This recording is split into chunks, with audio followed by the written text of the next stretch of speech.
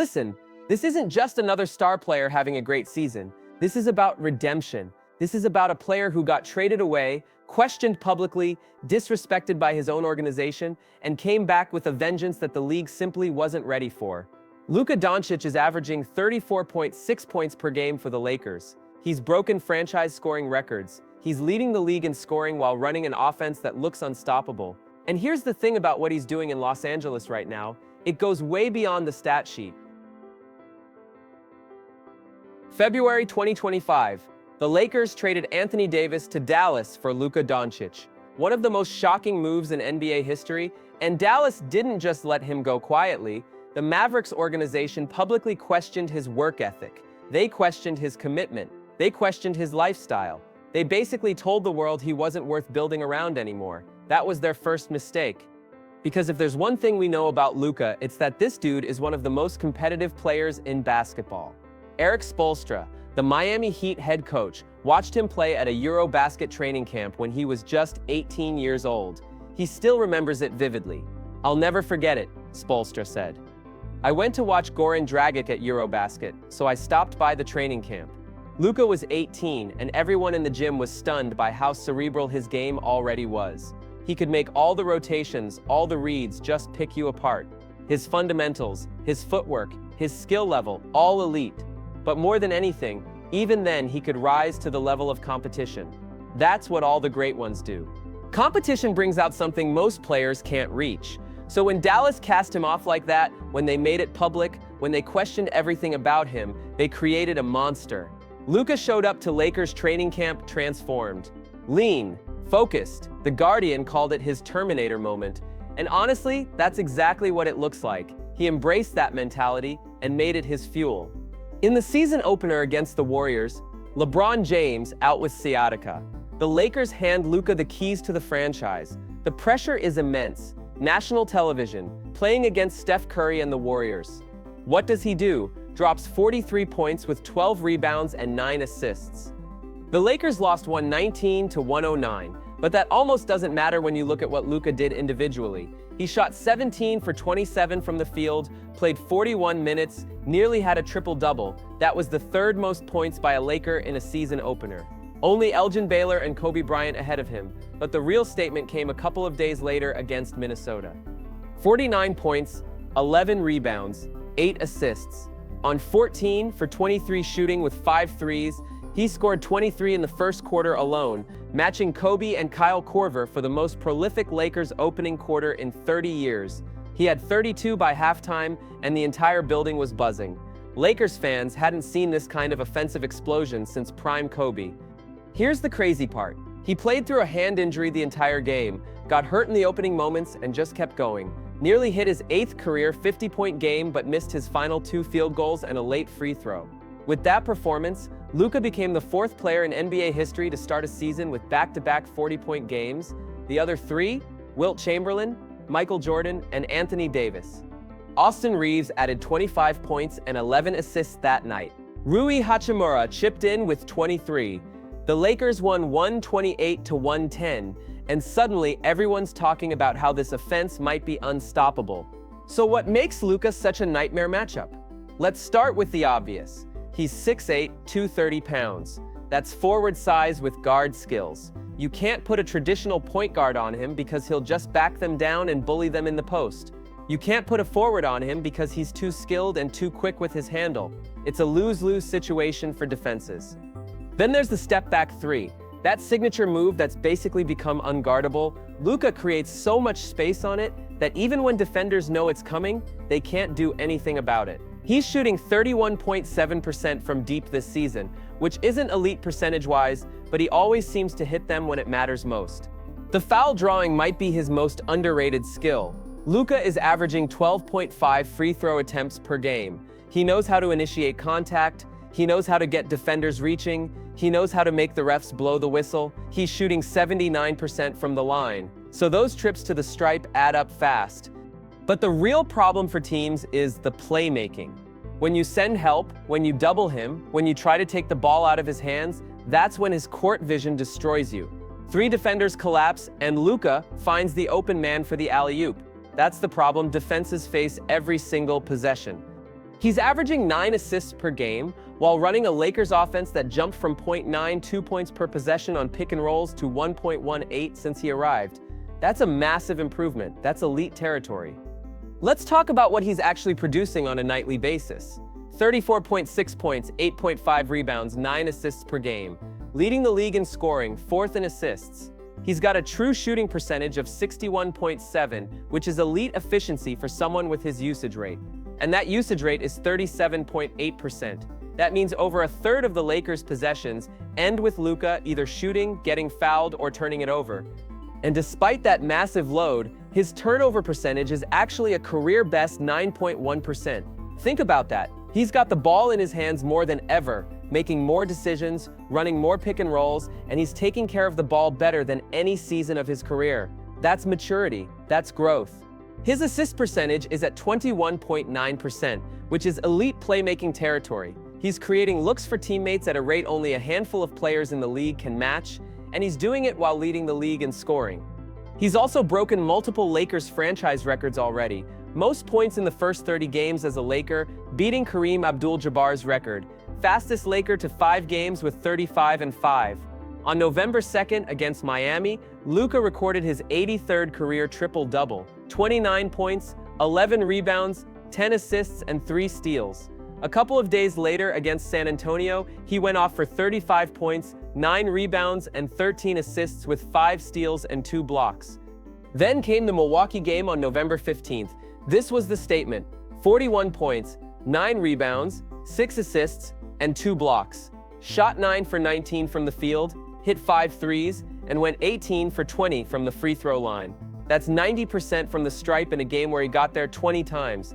The Lakers destroyed Milwaukee by 24 points. Luka completely took over in the second half, and Milwaukee had absolutely no answers. That was his 4th 40-point game of the season through just 10 games. He's now 134-79 in his career when scoring 30 or more points. When Luka goes off, teams win. But what's really changed this season isn't just the stats. It's how Luka is carrying himself. In Dallas, he was the quiet star. Led by example, kept to himself, let his play do the talking. That worked when the team was built around him from day one. Los Angeles is different. This was LeBron's team. These are LeBron's teammates. Luka had to earn his place in a different way.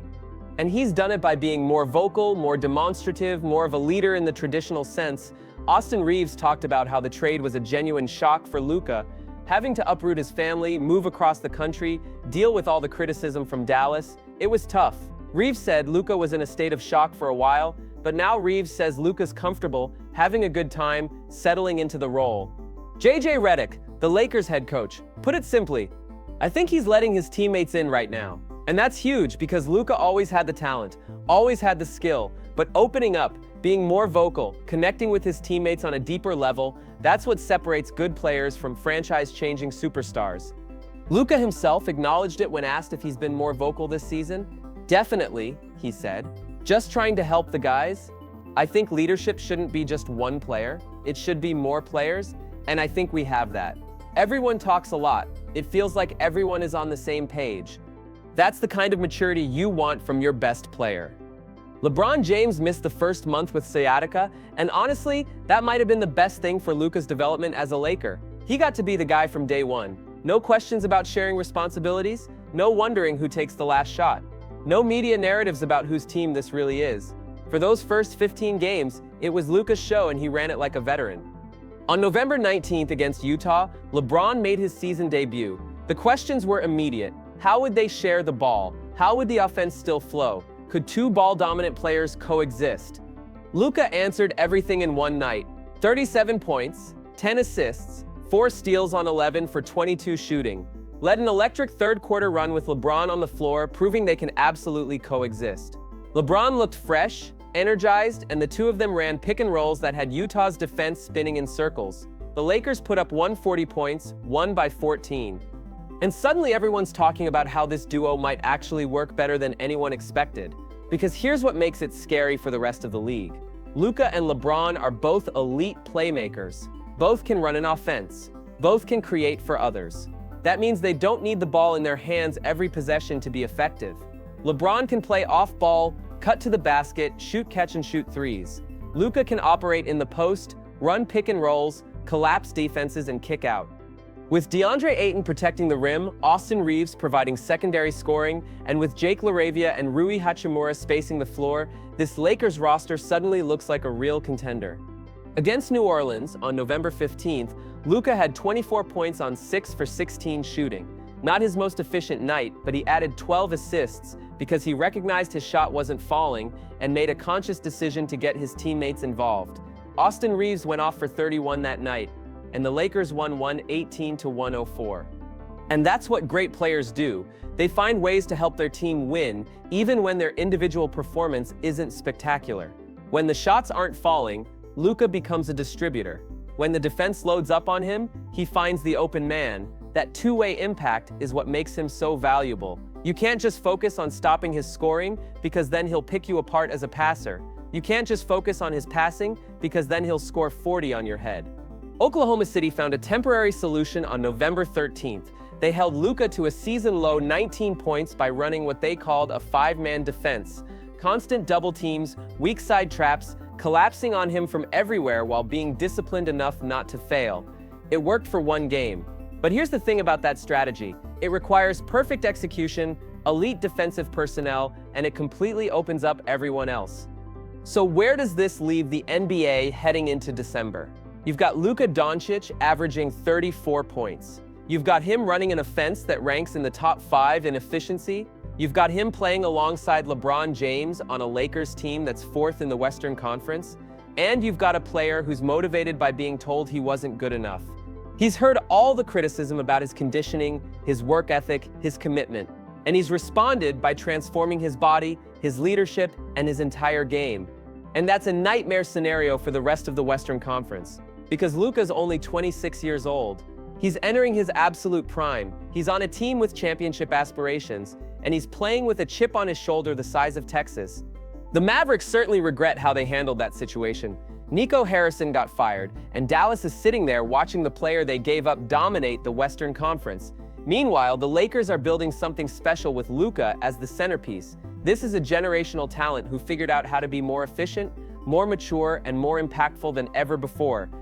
His step-back three is unguardable. His playmaking is elite. His size creates mismatches every night. His foul-drawing ability puts defenses in foul trouble. And his competitiveness drives him to destroy anyone who doubted him. That's why he's a nightmare for the NBA. There's no defensive scheme that stops all of that. There's no game plan that eliminates him. There's no strategy that makes him less dangerous over 48 minutes. You just have to hope he has an off night and pray your team can weather the storm. Luka Dončić came to Los Angeles with everything to prove. The trade, the criticism, the public doubt about whether he could be the guy on a championship team, all of it fueled his historic start. And what we're watching is a player at the peak of his powers, combining skill, size, basketball IQ, and pure competitive fire into a package that's basically unguardable. The Lakers are 11-4. They're 4th in the Western Conference. They've got LeBron James back and healthy. They've got Luka playing like an MVP candidate. They might still be another piece away from being serious contenders in the West, but the foundations are there. The Luka era in Los Angeles has officially begun. And if these first 15 games of the season are any indication, the rest of the league better figure something out fast. Because Luka's not just playing basketball right now, he's playing with a purpose. He's playing with something to prove. And that combination is absolutely terrifying. If you think Luka is on pace for an MVP season with the Lakers, drop a like and let me know in the comments what's more impressive, his scoring or his playmaking. If you want to hear me continue to talk about the Lakers, the Western Conference, and anything NBA related, consider subscribing. Dropping a like would be cool. Most importantly, have a great day.